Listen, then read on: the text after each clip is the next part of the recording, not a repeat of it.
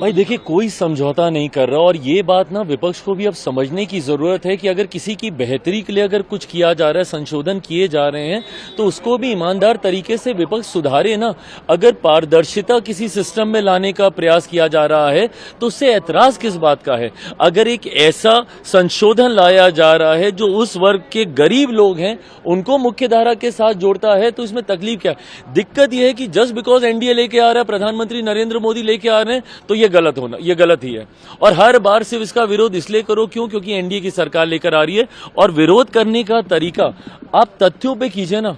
आज मुझे बता दीजिए कितने ऐसे विपक्ष के सांसद हैं जिन्होंने तथ्यों की बात की। उन्होंने सिर्फ एक जनरलाइज स्टेटमेंट दिया कि मुसलमानों के विरोध में है ये सरकार, मुसलमानों को खत्म करना चाहती है, मुसलमानों को हाशिए पे फेंकना चाहती है। हम लोग के ऊपर भी वही आरोप। हाँ, मुझे बताइए, मैं रामविलास पासवान का बेटा हूं। मेरे नेता, मेरे पिता ने अपनी पार्टी को समाप्त कर दिया 2005 में। मुस्लिम मुख्यमंत्री बिहार में बने, उसकी पैरवी करते करते। उस वक्त कहां थी ये तथाकथित सारी सेक्युलर पार्टियां? क्यों नहीं आ गए ये समर्थन में? आज मेरी धर्मनिरपेक्षता के ऊपर, आज मेरे सेक्युलरिज्म के ऊपर आप सवाल खड़े करते हैं, बट उन लोगों का आप साथ देते हैं जिनको सच्चर कमेटी की रिपोर्ट कहती है कि भैया मुसलमान की बदहाल परिस्थिति के जिम्मेदार ये लोग हैं। कांग्रेस का आप साथ देंगे, राजद जैसी पार्टी का साथ देंगे जिन्होंने खुद वक्त को लेकर, लालू जी का बयान वायरल है आज की तारीख में, हर कोई जान रहा है उन्होंने क्या कहा क्या नहीं। और विपक्ष की ये आदत बन गई है डराने की लोगों को। इन्होंने इसी तरीके से डराते डराते सीए के बारे में इन्होंने भ्रम फैलाने का प्रयास किया कि वो नागरिकता छीन लेगा। कौन से मुसलमान की नागरिकता छीन ली गई मुझे बताइए? मैंने सदन के इसी पटल में मैंने बोला था कि हाथ कंगन को आरसी के आने वाले समय में पता चल जाएगा किसकी नागरिकता गई। इतना समय हो गया, कौन से मुसलमान की नागरिकता छीन ली गई? धारा 370 हटाने को लेकर इसी तरीके का भ्रम फैलाया गया। हर बार लोगों को सिर्फ डरा कर, और आज पुनः अगले 2 साल में पता चल जाएगा ना, 2029 में हम लोग फिर जाएंगे चुनाव में। 29 के चुनाव में परिणाम दिख जाएंगे।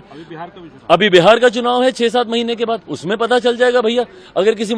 अगर आप मुसलमानों के हक में, और ऐसे मुसलमानों के हक में जो गरीब वर्ग से आते हैं, उनको मुख्य धारा के साथ जोड़ने की सोच के साथ लाते हैं, तो इन लोगों को तकलीफ होती है। क्यों? क्योंकि ये लोग भ्रष्टाचारियों का संरक्षण करने की सोच रखते हैं।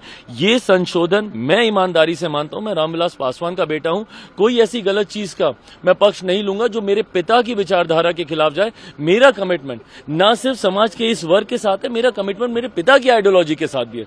तो मैं कतई उसके साथ मैं समझौता नहीं करूंगा। मैं मानता हूं कि ये संशोधन प्रो पुअर मुसलमान है। ये संशोधन उन महिला मुसलमानों के हक में है जिनको अभी तक हाशिए पे रखा गया है। मणिपुर पे चर्चा हो रही थी, राहुल गांधी उस वक्त नहीं थे।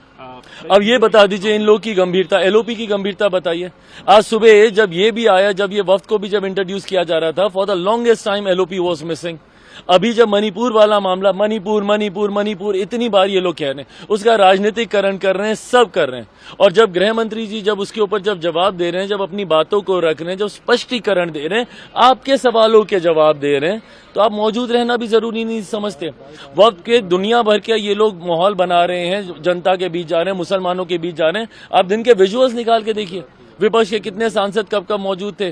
और खास तौर पर एलओपी की भूमिका, भाई you have to be present in the house, counter us every time, then you say that कि ये स्पीकर आपको बोलने नहीं देते, सरकार आपको बोलने नहीं देती। आप रहिएगा तब तो आप बोलिएगा, आप रहेंगे ही नहीं तो बोलेंगे कब? भाई देखिए, कोई समझौता नहीं कर रहा और ये बात ना विपक्ष को भी अब समझने की जरूरत है कि अगर किसी की बेहतरी के लिए अगर कुछ किया जा रहा है, संशोधन किए जा रहे हैं, तो उसको भी ईमानदार तरीके से विपक्ष सुधारे ना। अगर पारदर्शिता किसी सिस्टम में लाने का प्रयास किया जा रहा है तो उससे ऐतराज किस बात का है? अगर एक ऐसा संशोधन लाया जा रहा है जो उस वर्ग के गरीब लोग हैं उनको मुख्य धारा के साथ जोड़ता है, तो इसमें तकलीफ क्या है? दिक्कत यह है कि जस्ट बिकॉज एनडीए लेके आ रहा है, प्रधानमंत्री नरेंद्र मोदी लेके आ रहे हैं, तो ये गलत ही है। अगर आप ये वीडियो YouTube पर देख रहे हैं तो हमारे चैनल को सब्सक्राइब कर बेल आइकन दबाएं, और Facebook पर देख रहे हैं तो हमारे पेज को लाइक करें। 8 मिलियन प्लस सब्सक्राइबर, आपके इस भरोसे के लिए बहुत धन्यवाद।